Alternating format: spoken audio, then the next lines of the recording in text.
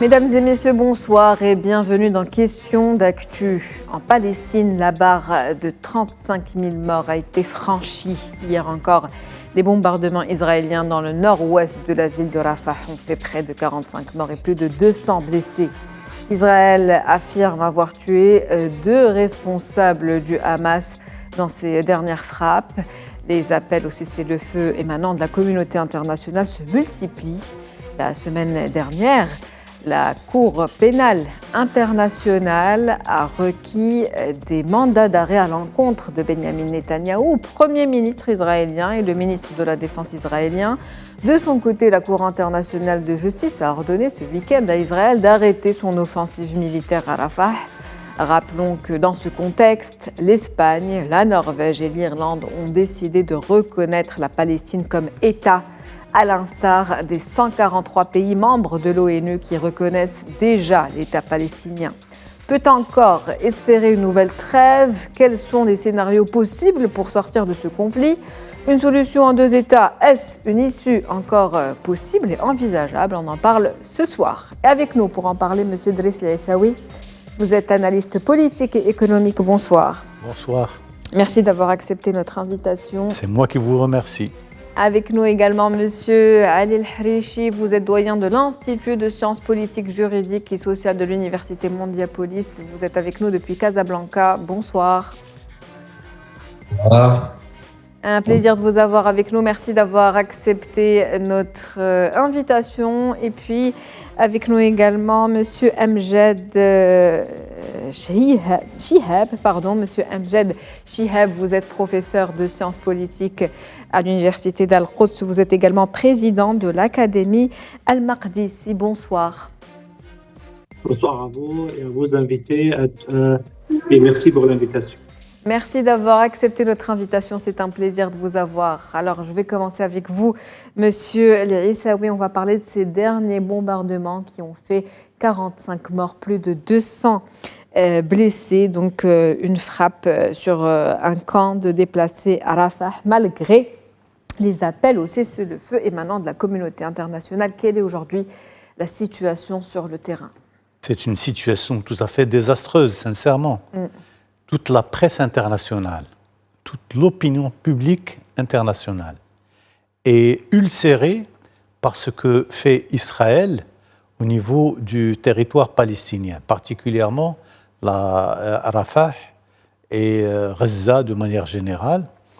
Et tous ceux qui parlent de ce problème considèrent que c'est un fiasco sur le fronton de la communauté internationale. On ne peut plus accepter que les pays membres des Nations Unies puissent accepter une telle situation, puissent se taire et ne pas chercher à changer les choses, sachant pertinemment que les organisations internationales, disons, qui sont responsables c'est donc la Cour pénale internationale, la Cour de justice internationale, les Nations unies, les grandes personnalités sont aujourd'hui, ils crient leur désarroi par rapport au fait que les Israéliens ne veulent pas reconnaître que finalement le Hamas n'est pas seulement un mouvement terroriste, parce qu'en fait, aujourd'hui, nous avons eu les universités.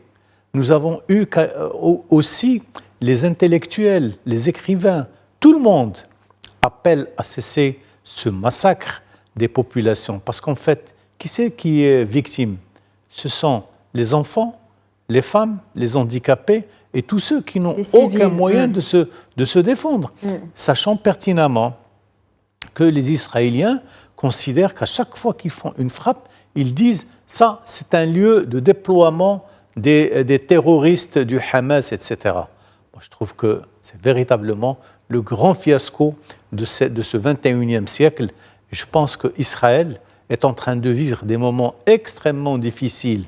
Et personne ne pourra sauver les Israéliens de cette situation.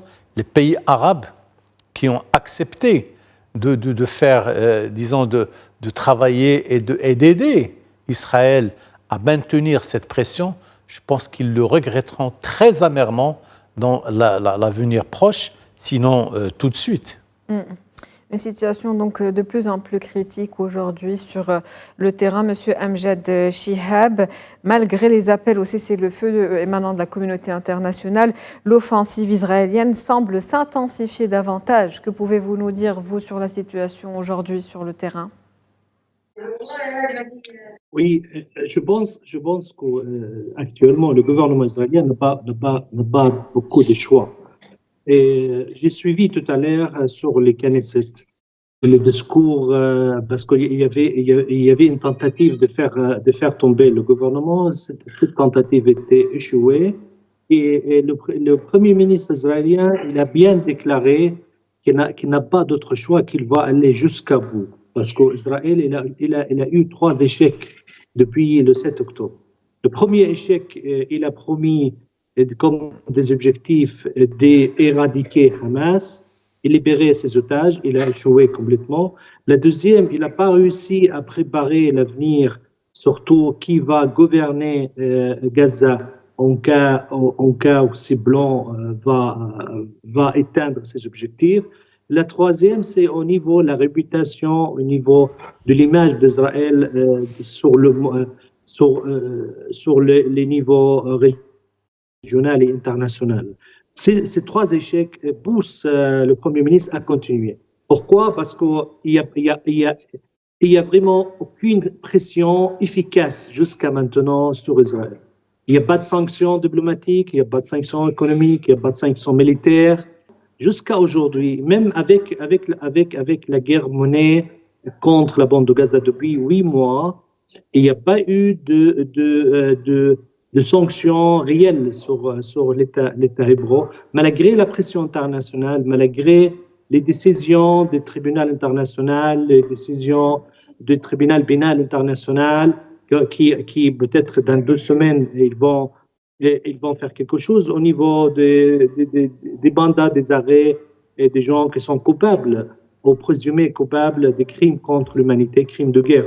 Malgré tout ça, il va continuer cette guerre parce qu'il se sent que le monde arabe et le monde islamique ne sont pas assez solides pour faire quelque chose pour arrêter cette guerre. Tout le monde traite Israël dans ce conflit sans parler de la situation juridique des territoires occupés. Le vrai problème, le vrai problématique, c'est l'occupation qui dure depuis des décennies. C'est la domination du peuple palestinien, c'est l'embargo imposé sur le banc de Gaza depuis 18 ans. Tout le monde parle des détails, mais le fond du problème, c'est que le droit ne s'applique pas à Israël et que toutes les résolutions qui étaient prononcées, si on parle de l'Assemblée générale, il y a 770 résolutions de l'Assemblée générale, aucune résolution n'a été appliquée. Il y a 35 résolutions de Conseil de sécurité, normalement, qu'ils ont des caractères obligatoires d'être appliqués et surtout, ils doivent être appliqués avec la charte, l'article 7, qui utilise la force militaire. Malgré tout ça, il n'y a aucune résolution en faveur de la Palestine qui était prononcée par la société internationale, était appliquée sur Israël. C'est le véritable problème qu'Israël se sent qu'elle est en sécurité, que personne n'est capable de la sanctionner. C'est pour cela qu'ils vont continuer dans un espoir d'arracher une victoire militaire ou d'arracher une victoire politique dans le banc de Gaza. Vous parlez de l'inaction donc de la communauté internationale qui, rappelons-le, continuait à multiplier les appels pour un cessez-le-feu. Vous parlez également de 3 échecs, celle de ne pas avoir pu libérer les otages, pour Israël en tout cas, celle de ne pas avoir pu préserver la réputation de l'État israélien et également du fait de ne pas avoir pu éradiquer le Hamas. Donc, vous dénoncez en fait également le fait qu'il n'y ait pas d'action concrète contre Israël et contre Netanyahou, malgré d'ailleurs les appels de la CPI et de la CIJ. Monsieur El-Harichi, justement, la communauté internationale continue à dénoncer avec vigueur ces frappes. Certains, à l'instar de Joseph Borrell, se sont dit horrifiés, donc ce qui est un terme quand même assez fort, hein, quand on dit horrifié, qui le fait qu'il soit également indigné. Toutes ces condamnations n'ont visiblement aujourd'hui aucun effet. Pourquoi, selon vous? Heureusement, aujourd'hui, nous sommes... En fait, tous les qualificatifs ne peuvent plus, c'est-à-dire ne peuvent plus donner, qualifier ce qui se passe là-bas. On parle de catastrophe humaine, de drame, de génocide, et cela se continue. Professeur Chiab, qui vient de parler d'Ol-Quds, il a parlé sur les 35 résolutions du Conseil de sécurité qui sont contraignantes. Ils n'ont pas été exécutés. Ils n'ont pas, c'est-à-dire ils sont exécutoires, mais ils ne sont pas entrés en exécution. Tout cela nous mène à se poser cette question: qu'attend la communauté internationale? Qu'attendent les Nations Unies pour, avec tous ces instruments, que ce soit la Cour internationale de justice, que ce soit la Cour pénale internationale? Effectivement, bon, la Cour pénale internationale, ils ont sorti un mandat, enfin, le procureur a sorti un mandat d'arrêt contre le chef de gouvernement d'Israël et son premier ministre, enfin, pardon, son ministre de guerre, de la défense, mais qu'attend la communauté internationale? Le massacre, la catastrophe humaine, elle est récurrente de jour en jour. Ce qui s'est passé hier à Rafah, c'est un massacre de civils. C'est contre le droit international humanitaire.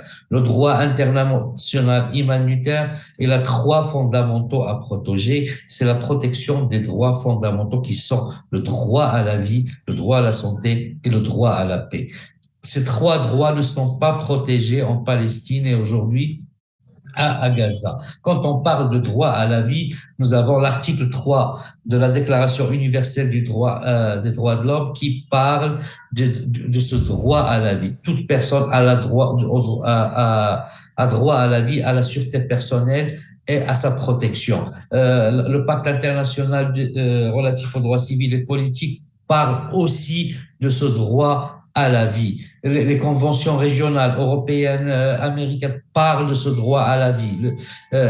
Donc, comment ce droit fondamental qui est codifié dans le droit international humanitaire n'est pas appliqué et aucune institution internationale, comme les Nations Unies ou les instruments des Nations Unies comme la Cour, n'arrivent pas à prendre une décision définitive pour appliquer le droit international humanitaire, pour protéger des civils. Parce que le droit international humanitaire, il concerne les civils lors des conflits ou c'est-à-dire des conflits armés. Et c'est le cas aujourd'hui.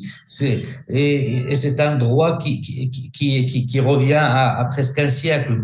La Convention de Genève en 49, mais il y a aussi les conventions de La Haye et de Genève qui se sont faites à la fin du 19e siècle. Et c'est un droit qui est codifié et que la communauté internationale doit faire valoir comme étant un droit qui régit les nations entre elles. Et justement, aujourd'hui, malheureusement, pourquoi est-ce si difficile de faire respecter ce droit dont vous parlez, ce droit à la vie, à la paix, et à la santé? Malheureusement, c'est quand il y a des résolutions qui sont contraignantes. Soit il y a parfois, par rapport à certaines résolutions, il y a des vétos, ou parfois quand une résolution, il y a 2 lectures de certaines résolutions. Je pense qu'il y a une résolution sur un cessez-le-feu il y a 2 ou 3 mois, mais même s'il a été voté, il y a certaines lectures, cette résolution du Conseil de sécurité qui ont considéré que cette résolution n'était pas réellement contraignante. Et là, c'est 2 lectures du droit international. C'est pas comme le droit national où la règle juridique, elle est assez claire. Et bien que ce droit soit normalement clair et codifié, il y a parfois des lectures des internationalistes, des spécialistes du droit international qui sont du côté d'Israël, qui protègent ce massacre qui se passe en Palestine par des lectures c'est-à-dire des lectures juridiques du droit international, mais à leur manière. Et ça, c'est malheureux parce que ce sont des civils qui sont en train de mourir depuis plus de 8 mois. Maintenant, la communauté internationale, et vous avez parlé dans l'introduction, il y a 146 États, c'est-à-dire plus de 75% qui reconnaissent l'État palestinien. 143 États officiellement, et avec les 3 derniers, ça fait 146. Donc, l'Espagne, la Norvège et l'Irlande. L'Irlande, donc c'est sur 193 États qui sont aux Nations Unies, c'est plus que 75% des États. Et c'est une affaire, la Palestine, c'est une affaire, c'est pas une affaire de la Ligue arabe ou du monde arabe ou du monde musulman, c'est une affaire de la communauté internationale. Ce sont 10 civils qui sont massacrés, tués aujourd'hui, chaque jour, pour une raison. On parle de Hamas, mais est-ce que le professeur Al-Quds, il a parlé de cet échec? Est-ce qu'ils sont arrivés à toucher les personnes de Hamas? Non, on parle de quelques personnes qui ont été tuées, mais en contrepartie, c'est 35 000 personnes, dont la majorité sont des civils, des enfants, des femmes, des vieux, des moins vieux, des petits, des grands, qui ont été tués. On parle de la libération des otages israéliens. Est-ce qu'ils ont été libérés? Non. Donc, pourquoi cette guerre? S'il faut aller en négociation, il faut que Israël rentre en négociation avec les concernés pour libérer ses otages, mais aussi pour arrêter de tuer des enfants qui n'ont pas où aller.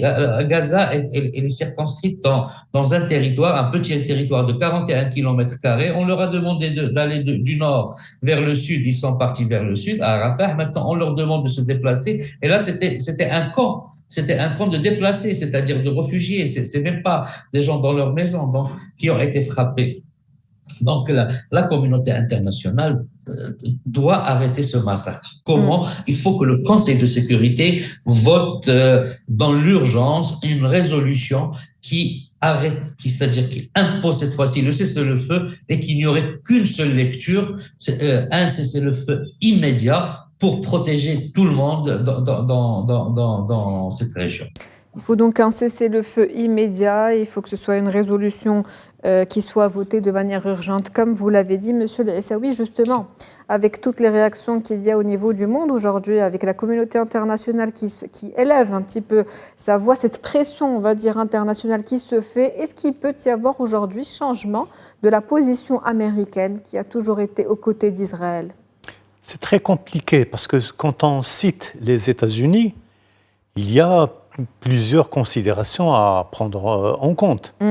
D'abord, il y a la campagne électorale présidentielle qui est en fait, on est en plein dedans, avec Trump qui est qui est poursuivi par la justice américaine. Vous avez Biden aussi qui a des difficultés à pouvoir se maintenir là où il est. Et c'est extrêmement difficile, sachant pertinemment que le soutien indéfectible d'Israël, c'est bien entendu les États-Unis. Alors, est-ce qu'ils vont changer d'attitude? Je ne pense pas, sincèrement.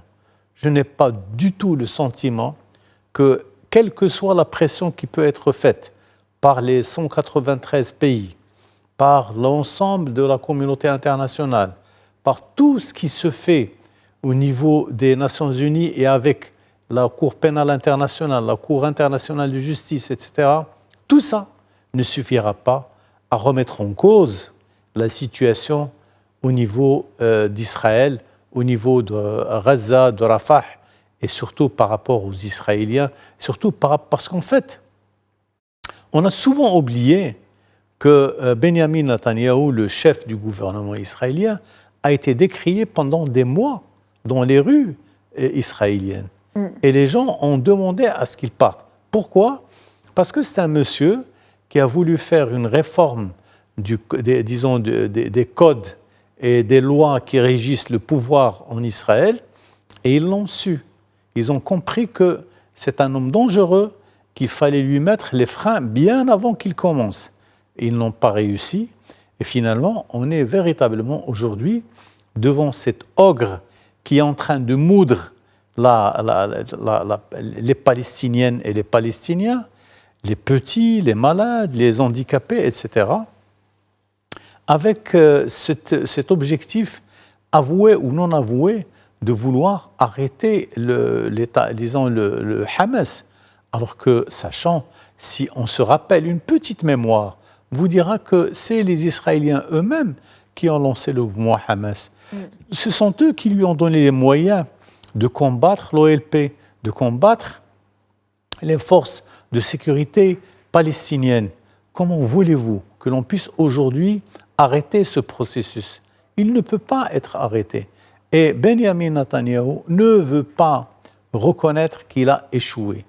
Et en fait, aujourd'hui, on peut le dire, les Israéliens et Benjamin Netanyahou a véritablement échoué à montrer qu'il est contre toute possibilité de dire « nous, on a tort ». Il ne voudra jamais le dire, il ne voudra jamais le reconnaître. Et de toutes les manières, vous savez, ce sont des gens... Moi, je me rappelle, c'est la situation de la Palestine, bien avant, c'est-à-dire le 19e siècle. Il y a aujourd'hui des photos qui circulent au niveau de TikTok, au niveau d'un certain nombre de réseaux sociaux, et qui vous montrent que finalement, la Palestine a été un grand État. Ils avaient un aéroport, ils avaient des lignes de transport, ils avaient les moyens de se présenter comme étant une véritable nation. Et la Nakba, là où ils ont décidé de vendre le territoire palestinien, alors là, c'est une grande question, parce qu'en fait, il y avait d'autres choix. Mais finalement, le choix, il s'est fait sur ce territoire pour poser problème à tout le monde, aux chrétiens, aux musulmans, et à une grande partie des juifs qui sont véritablement contre tout ce que fait Netanyahou. Et ils le disent. Alors comment voulez-vous que nous, aujourd'hui, on puisse arrêter de décrier cette injustice? C'est une injustice qui est grave. Et on ne peut rester qu'en béatitude totale vis-à-vis de toutes ces actions qui cassent la Palestine, qui cassent les Palestiniennes et les Palestiniens sur le terrain, qui les tuent sans véritablement... Ils n'ont aucun moyen de riposter, sincèrement. Il faut savoir tout ça.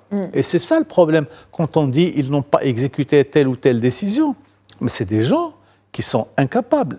Quand vous trouvez que les Américains continuent de financer tout ce qui touche à l'armée. Et moi, je vous dirais une seule chose. L'industrie de l'armement a toujours constitué un secteur extraordinaire qui tire vers le haut le taux de croissance. Et alors, la croissance américaine est aussi financée sur les armes et sur tout ce qui se fait aujourd'hui contre le peuple palestinien. C'est ça le problème. Alors, est-ce qu'on va continuer à gérer cette situation de la manière? Moi, je pense que les citoyens du monde entier, ils sont devant leur responsabilité. Et les jeunes étudiants sont sortis dans les universités, dans les campus, pour dire « arrêtons le massacre ». Ils ont même chanté cela. Le drapeau palestinien a été arboré partout, même au niveau du festival de Cannes. Il y a une grande actrice qui a pris le soin d'utiliser le tapis rouge plus les couleurs du drapeau palestinien au niveau de sa robe pour montrer sa solidarité avec le peuple palestinien. Comment voulez-vous que l'on puisse se taire alors que cette situation de dépérit est en train de casser totalement ce que peut être le peuple, et le peuple palestinien, il est véritablement victime de cette injustice. Absolument, une situation dramatique. Vous l'avez dit, la situation à Gaza qui est aujourd'hui une responsabilité mondiale. Monsieur Shihab, l'armée israélienne continue donc à ignorer l'ordre de cessez-le-feu immédiat de la Cour internationale de justice. Quelles sont les implications? Quelles responsabilités vont avoir les auteurs de ce massacre aujourd'hui? Quelles responsabilités juridiques? Selon le droit international, il y a assez de preuves aujourd'hui. Tout le monde la constate. Ils n'ont pas besoin de prouver que l'armée israélienne et la classe politique israélienne commettent des crimes contre l'humanité, commettent des crimes de guerre, commettent des crimes de génocide. Tout le monde le voit. Chaque jour, on le voit. Justement, Justement, quels sont les risques encourus aujourd'hui pour les responsables de ce massacre? Malheureusement, ils ne se sentent pas qu'ils ont des risques. Parce qu'ils savent très bien que les institutions internationales n'ont aucune crédibilité quand ça pose la question des alliés ou de l'Occident ou ses alliés. Et depuis la création du tribunal international de justice ou le tribunal pénal international, dans toute son histoire, n'était jamais jugé en Occident ou un des alliés de l'Occident. Ils l'ont dit même au procureur général que cette création était faite pour le tiers-monde ou pour les intérêts de l'Occident. Et c'est pour cela que l'armée israélienne continue, parce qu'ils savent très bien que ni les tribunaux pénal international, ni d'autres tribunaux peuvent les arrêter ou le condamner. C'est pour cela, malheureusement, et la crédibilité, maintenant, la question qui se pose, la crédibilité et la légitimité des Nations Unies avec toutes ces organisations qui ont échoué jusqu'à maintenant, de stopper ces massacres, de stopper, même de donner le droit légitime autodétermination du peuple palestinien. Le dossier du Palestinien depuis 1947, depuis la résolution de partage de la Palestine en 2 États, cette résolution n'était pas appliquée, qui porte le numéro 181, n'était pas du tout appliquée. Et toujours le monde arabe rêve ou espère d'avoir une autre résolution, et toujours on a le même résultat, qu'il n'y a pas, que toutes ces résolutions ne sont pas applicables. Et ce qui pose la question qu'on est dans un monde dominé par la loi de jungle. Et c'est la force qui domine, donc c'est la force qui prime le droit. Et le droit n'est pas applicable sauf s'il y a une volonté internationale, ou sauf s'il y a un accord international dans les États qui sont les grands acteurs dans le système politique.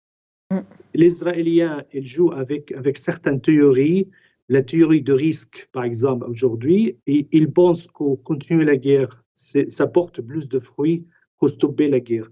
En cas qu'ils stoppent la guerre, ils pensent qu'ils vont perdre plus qu'ils continuent la guerre. C'est pour cela qu'ils continuent. Et en plus, ils savent, et l'on dit aussi à certains représentants de l'Union européenne à Jérusalem, et ils se sont exprimés clairement. Ils ont dit on préfère qu'on soit détestable mais fort, c'est mieux qu'on soit aimé mais faible. Donc, on préfère, on continue, on s'en fiche complètement ce qu'ils pensent les autres. L'essentiel qu'on est fort, qu'on fait ce qu'on veut ici au Proche-Orient, parce qu'ils ont un projet. Le projet sionisme est basé clairement sur des mythes religieux et sur des objectifs comme un projet colonial qui a besoin de l'extension. Ils ont besoin d'avoir plus de terrain, plus de colonisation. Ils ont aussi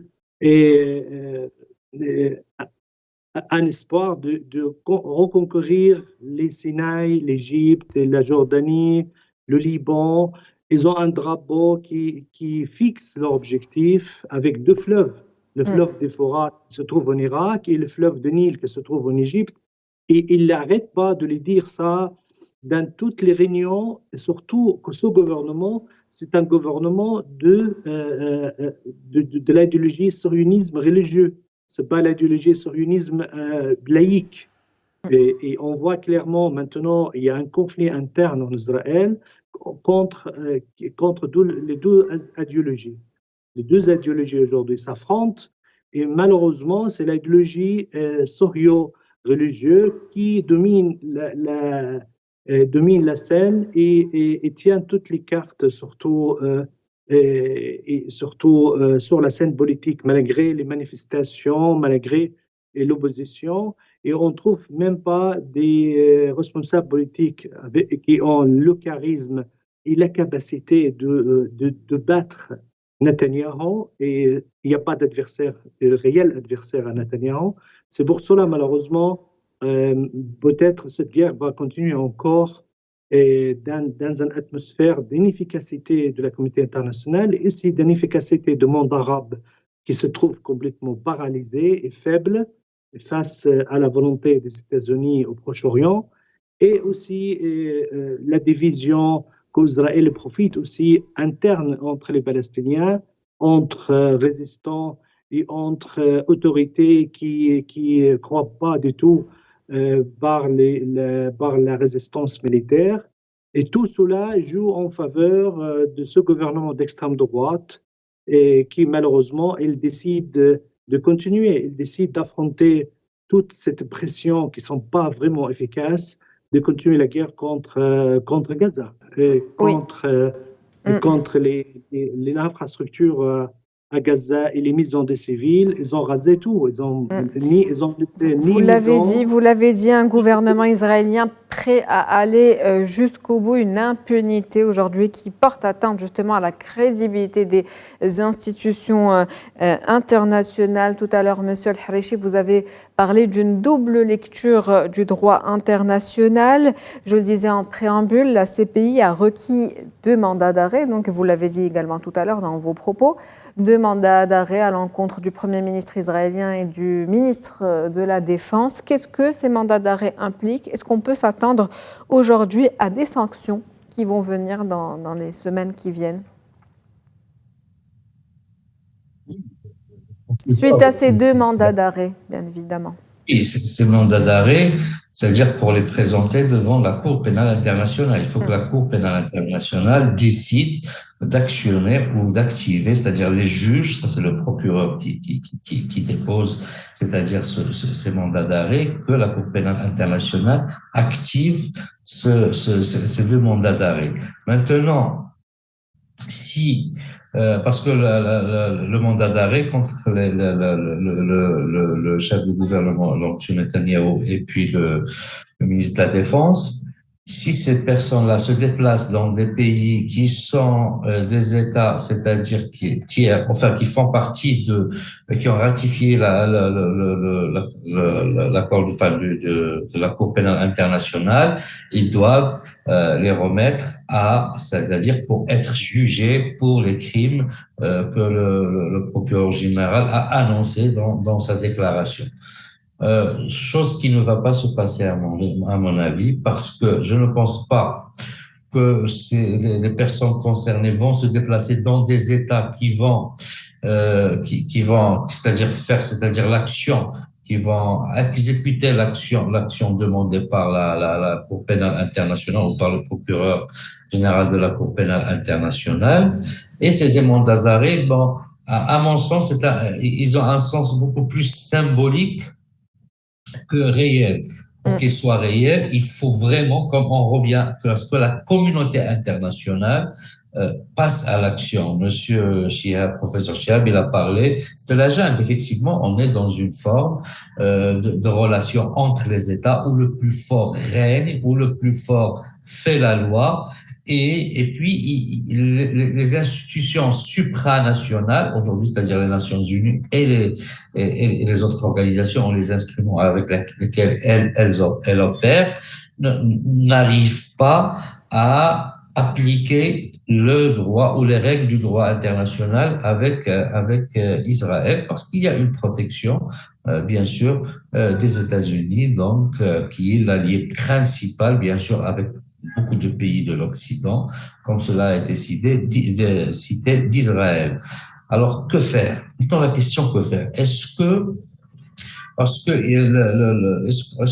le monde, est-ce que la communauté internationale va regarder ce massacre, cette extermination de cette population-là tout au long maintenant on est à 8 mois, est-ce qu'on va attendre encore le temps que les personnes concernées de Hamas soient abattues ou soient, c'est-à-dire pris par Israël? On ne peut plus attendre. Certes, les mains sont liées, mais à un certain moment, il y a quelque chose, il y a un drame, enfin le drame il est là, mais il y a quelque chose qui peut pousser les populations on va dire là, c'est l'opinion publique internationale qui est déjà, on va dire, acquise à la Palestine et aux gens de personnes à Gaza, mais les populations des pays arabes qui sont, c'est-à-dire voisins avec Israël. Maintenant, Israël, s'il a un problème avec Hamas à l'intérieur ou il a un problème entre comme cela a été cité, entre le clan sioniste laïque et le sioniste religieux qui a la main sur le pouvoir aujourd'hui, il a aussi un problème avec les États arabes et aussi les populations qui à un certain moment, peuvent créer un effet de masse et une pression sur leur gouvernement, sur leur État. Et ça, ça fait, enfin, en fait, pour Israël, qui a essayé avec les États, enfin, que les États-Unis a essayé de créer un climat de paix pour Israël, mais il est en train de tout détruire à un certain moment. Les populations, les sociétés des pays en général du pays du monde, enfin du monde, de la planète, aujourd'hui on parle de 143 États plus 3, ça fait 146, mais des pays voisins qui vont faire pression sur leur régime ou leur État pour peut-être aller en guerre entre Israël. Et ce n'est pas dans l'intérêt d'Israël, parce qu'aujourd'hui, si le massacre ne s'arrête pas à Gaza, soyez sûr que les sociétés, parce que les sociétés, ils sortent, les populations, les gens, les citoyens sortent chaque semaine dans les pays et la pression ne fait qu'augmenter. À un certain moment, ils risquent d'avoir, je dis encore, c'est-à-dire qu'il y a un embrasement dans la région. Certes, il y a l'embrasement à l'intérieur de Gaza, mais un embrasement dans toute la région du Proche-Orient. Et encore, j'ai vu qu'il y a eu, je pense, quelques affrontements hier, peut-être entre des militaires, c'est-à-dire égyptiens avec des Israéliens. Il y a eu des morts. En tous les cas, c'est sur les frontières donc de Rafah. Donc, on voit que ça ne peut pas rester statique. La dynamique peut aller vers une guerre peut-être régionale ou plus. Donc, ce gouvernement qui est en Israël, aujourd'hui, il ne peut pas aller plus, bon, même si avoir, comme cela a été dit, ne pas être gentil, mais être faible, mais être fort tout en montrant cette force. Non, à un certain moment, il y a le boomerang qui va revenir et il va recevoir des coups qui n'auraient pas dû, c'est-à-dire imaginez aujourd'hui même l'Occident qui reconnaissent, c'est-à-dire les pays de l'Occident, l'Espagne, on a parlé d'Espagne, de la Norvège, de l'Irlande et d'autres qui sont peut-être prêts aussi à reconnaître la Palestine comme État, c'est-à-dire membre et non pas seulement c'est-à-dire membre au niveau des Nations Unies. Et à ce moment-là, il peut être aussi, s'il est membre des Nations Unies, c'est-à-dire il peut être aussi membre au niveau du Conseil de sécurité. Il peut y avoir des officiels palestiniens au niveau des instruments ou des organisations des Nations Unies. Et ça, c'est ce qui va arriver. Aujourd'hui, on est sur ce chemin. Mais l'urgence, c'est qu'il doit y avoir un cessez-le-feu. L'urgence, c'est que Israël doit arrêter. Cela doit arrêter parce qu'à chaque fois, on parle de négociation. S'il y a des otages, il faut aller négocier pour les 100 et quelques otages et arrêter de tuer des civils qui ne sont pas en relation avec ce qui se passait le 7 octobre. On va en parler de ce cessez-le-feu justement, et je vais rebondir sur vos propos. Vous avez parlé d'une pression forte qui peut émaner des peuples, des pays avoisinants, en tout cas Israël et la Palestine, ce qui pourrait créer vers un embrasement régional et donc aller vers une guerre encore beaucoup plus importante. Vous avez également parler de ces pays justement qui reconnaissent aujourd'hui l'État d'Israël, ces pays occidentaux qui avant jusque-là étaient silencieux, n'est-ce pas Monsieur Essaoui? On a l'Espagne, on a la Norvège, on a également l'Irlande, donc ces 3 pays du bloc occidental qui ont décidé de reconnaître l'État palestinien. Que pensez-vous de cette décision et en quoi cela pourrait-il s'avérer être un tournant dans le conflit israélo-palestinien? Pour répondre à votre question, j'ai l'impression que nous sommes en train de tourner en rond, sincèrement. Même au niveau de cette discussion. Il y a un problème de sémantique qui se pose. On ne sait même pas comment qualifier ce que fait Israël. On ne sait même pas quelle est la posture qu'occupent aujourd'hui les Palestiniennes et les Palestiniens sur leur territoire. Est-ce que le territoire correspond à quelque chose de concret, de réel? Je pense que nous avons besoin de réinventer. Alors, s'il y a un débat à faire, c'est de se mettre d'accord sur cette sémantique, sur le sens des mots. Qu'est-ce qu'on peut faire? Parce qu'en fait, aujourd'hui, Israël ne l'entend pas de cette oreille. Ce n'est pas la première fois. Et les gens, quand ils parlent disons, de la Palestine aujourd'hui, ils en parlent avec beaucoup d'amertume. Loin du territoire, loin de la réalité. Ils sont très loin là où ils sont. Mais nous avons besoin de revoir notre copie, de revoir disons, le sens des mots, quelle sémantique devons-nous utiliser? Comment faire en sorte que les discours deviennent des préambules d'action? Alors là, ça m'amène à poser la question qu'il y a aujourd'hui à se poser sur les gens qui sont autour de cette région. L'Arabie Saoudite, la Syrie, la Jordanie, l'Égypte, tous ces pays qui sont aux confins du territoire palestinien, aux confins du territoire occupé par Israël, qu'est-ce qu'ils peuvent faire? Moi, je me rappelle qu'il y a une chose qui m'a semblé être intéressante, c'est la dernière déclaration de la Ligue arabe. Il y avait de l'emphase, etc. Je rappellerai également qu'il y a des pays comme le Maroc. Il faut rappeler les choses telles qu'elles sont. Le Maroc est président du comité Al-Quds. Il a le Beit Mal Al-Quds et le bras armé du comité Al-Quds.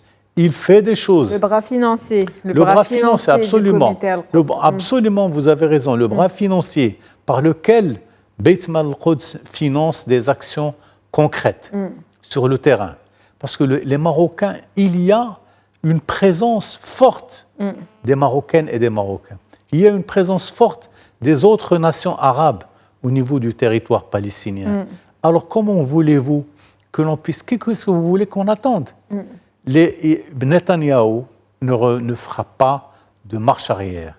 Netanyahou est décidé à aller jusqu'au bout. À aller plus que jusqu'au bout. Il veut véritablement, il veut être sûr que toutes les frappes qu'il va donner, ça va éradiquer de manière définitive tout ce qui peut être considéré comme étant palestinien, arabe, etc. Et ça, c'est quand même quelque chose de très rare. Qu'est-ce qu'ils ont fait? La dernière frappe, elle s'est passée où?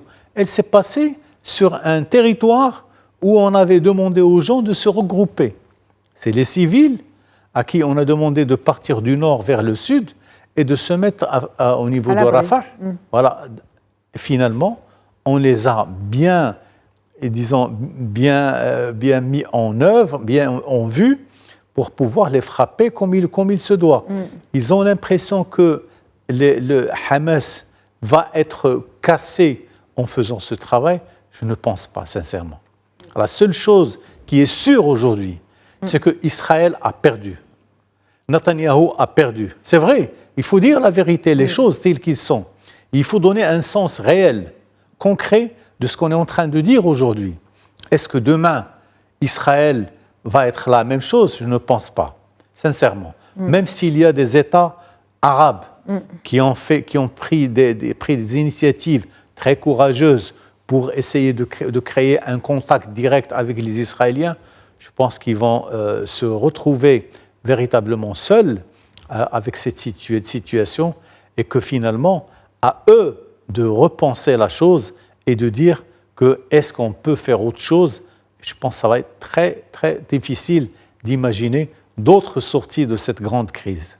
Une guerre donc idéologique perdue par Israël. Absolument. Monsieur Chihab, justement, et on va rebondir sur cette dernière question. Quels sont les scénarios possibles aujourd'hui pour sortir de la crise? Et la solution à 2 États est-elle encore envisageable? Il nous reste 5 minutes, donc je vais vous laisser parler, mais on laissera également l'occasion à nos 2 autres invités de pouvoir répondre avant de terminer cette émission. Tout à fait, oui. Il y a à peu près 7 scénarios politiques, mais la résistance palestinienne elle est toujours forte. Le seul scénario qui est possible aujourd'hui, c'est de faire des accords de cessez-le-feu comme ils l'ont fait 2009, 2014, 2018, 17, 21. Essayer de traiter avec les Palestiniens en direct. Ce n'est pas la peine de chercher d'avoir une administration internationale, une administration du monde arabe, ou occupation totale, ou chercher des responsables internes qui sont hostiles à la résistance militaire contre l'occupation. Il y a beaucoup d'appliquer le droit international et appliquer les résolutions des Nations Unies. Que le monde arabe commence vraiment à montrer un programme. Si Israël n'arrête pas cette guerre, il y a des processus à faire. C'est possible parce que le monde arabe a assez de moyens pour stopper cette guerre. Et il y a une possibilité énorme. Si les Israéliens commencent à sentir qu'il y a une menace contre eux, menace réelle, ils vont arrêter demain. Mais comme ils voient que tout ce qui se passe, c'est juste des déclarations de condamnation, de sortir de résolutions qui ne sont pas applicables et qu'il n'y a aucune sanction contre eux, et c'est pour cela ils continuent. Au niveau idéologique, ils ne changent pas, au contraire. Au niveau des dangers idéologiques de ces gouvernements et de l'extrême droite israélienne, c'est le véritable danger, non seulement pour les Palestiniens, mais pour le monde arabe. Ils ont des projets d'extension, d'expansion et d'occuper des territoires du monde arabe. Et c'est imaginable. Et si on attend les déclarations des rabbins ou les déclarations de l'extrême droite, et on a l'impression qu'on vit au Deuxième Guerre mondiale. On vit avec le régime fasciste ou naziste. Ils ont envie d'occuper toute l'Europe pour dominer, pour contrôler, pour qu'elle soit de seule force militaire et économique et politique au Proche-Orient. Et le président Israël aujourd'hui présente une véritable menace dans le monde arabe. Ce n'est pas qu'une menace de communauté internationale ou de menace de la haute détermination des Palestiniens. Une guerre qui pourrait se globaliser. On va laisser une chance à nos 2 autres invités en 30 secondes chacun de nous parler justement de cet espoir d'un cessez-le-feu. Est-ce que c'est encore possible et de la solution à 2 États, Monsieur El-Harichi? C'est la seule solution qui peut sauver cette région d'un embrasement. Et quand on parle d'un embrasement qui va prendre tout, c'est-à-dire même Israël, il va être pris dans cet embrasement. Donc, ils doivent être conscients de ce qu'ils sont en train de faire aujourd'hui. Ça va se retourner aussi contre eux. Maintenant, il faut qu'il y ait un accord de paix et de cesser le feu et que ce soit d'une manière urgente. Il y a la Ligue arabe qui est sortie avec une déclaration. Il y a les pays arabes avoisinants où les populations et où même les États font de la pression. Et il y a la communauté internationale qui fait une certaine pression, bien sûr. Quand on voit les condamnations au niveau de l'Assemblée générale des Nations unies et même au niveau du Conseil de sécurité, il faut un accord de paix, un accord de cesser le feu et puis des négociations pour arrêter ce massacre qui ne peut durer encore. Un accord de paix donc urgent et des négociations qui doivent reprendre, Monsieur El-Issaoui, un dernier mot. Négociations avec qui? C'est ça la question. On ne peut pas négocier avec un homme qui s'appelle Netanyahou, qui est un criminel de guerre. Est-ce que vous estimez que demain, les Palestiniens se mettent autour d'une table pour discuter d'une possibilité de paix avec lui? Je pense que ça va être très difficile. Et l'Israël, qui reste véritablement un pays démocratique, fera en sorte que ce monsieur disparaisse. Ce monsieur doit partir. Et il doit être jugé au niveau international parce que c'est un criminel de guerre. Et il l'a montré. Maintenant, quelle est la solution? Il faut que les États-Unis changent de situation, changent de position, qu'il y ait un homme politique fort qui dise arrêtons le massacre et arrêtons tout ce qui se fait au niveau de la Palestine. Merci à vous, Monsieur Aissaoui. Je rappelle que vous êtes analyste politique. Merci à vous également, Monsieur Ali El-Harichi. Je rappelle que vous êtes doyen de l'Institut de sciences politiques, juridiques et sociales de Mondiapolis. Merci à vous également, Monsieur Amjad Chihab. Vous êtes professeur de sciences politiques à l'Université d'Al-Quds. Vous êtes également président de l'Académie Al-Maqdisi. Merci d'avoir été avec nous. C'est la fin de questions d'actu pour ce soir. Merci pour votre fidélité. Très bonne soirée.